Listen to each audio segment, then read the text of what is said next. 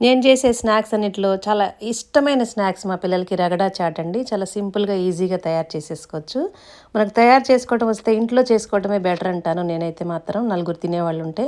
దీనికోసం అని చెప్పేసి బఠానీని 8 అవర్స్ నానబెట్టేసి 2 ఆలుగడ్డలు వేసేసి ఉడికించేసుకోవాలి మెత్తగా.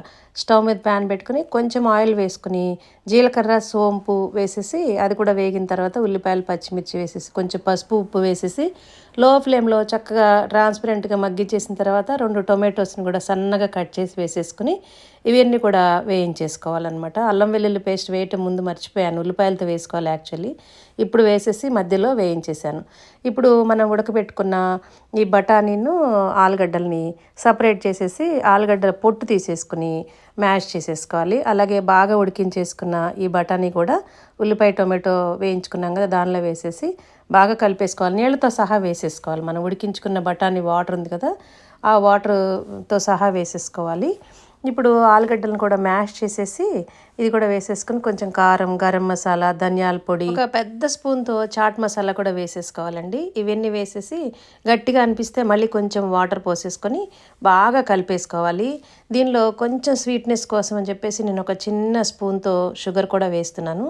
ఇవన్నీ వేసేసి బాగా కలిపేసుకొని బాగా ఉడికించేసుకోవాలి. మూత పెట్టేసుకొని ఇదంతా కూడా బాగా దగ్గర పడిపోయి మెత్తగా అయిపోయేంత వరకు ఉడికించేసుకోవాలి. ఫ్లేవర్లన్నీ మన బఠానీకి పట్టాలన్నమాట.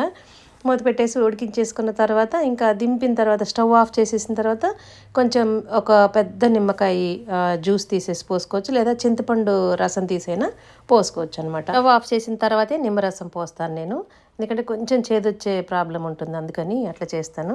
కొంచెం పుదీనా కూడా వేసేస్తే ఫ్లేవర్ చాలా బాగుంటుందన్నమాట. అందుకని పుదీనా కూడా వేసేసి మొత్తం అంతా కలిపేసిన తర్వాత స్టవ్ ఆఫ్ చేసేసి ఈ నిమ్మరసం కూడా వేసేసి ఇంకా మనం సర్వ్ చేసుకోవటమే.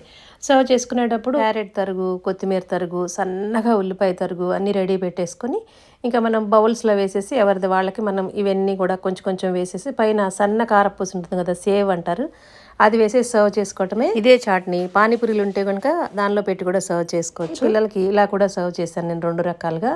ఇలా సింపుల్గా, ఈజీగా మనం ఇంట్లో చేసుకుంటే తినేవాళ్ళు ఉంటే మాత్రం ఇంట్లో చేసి పెడితేనే హెల్దీ కదండి.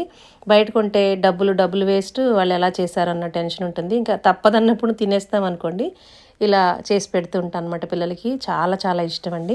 ఇలాంటి సింపుల్, ఈజీ, టేస్టీ రెసిపీస్ మన ఛానల్లో చాలానే ఉన్నాయండి. ఒకసారి మన ఛానల్ని విజిట్ చేసి వీడియోస్ అన్నీ మీకు తిరిగ్గా ఉన్నప్పుడు చూసి మన ఛానల్ని సబ్స్క్రైబ్ చేసుకోండి. రీసెంట్గా యూఎస్ వీడియోలు అన్నీ కూడా మేము వెళ్ళిన చోట అంతా కూడా తీసి మీతో షేర్ చేసుకుంటూ వస్తున్నాను. అవి కూడా చూసి మీ అభిప్రాయాన్ని కామెంట్స్లో తెలియచేయండి. Thank you for watching. బాగుందా? Thank you.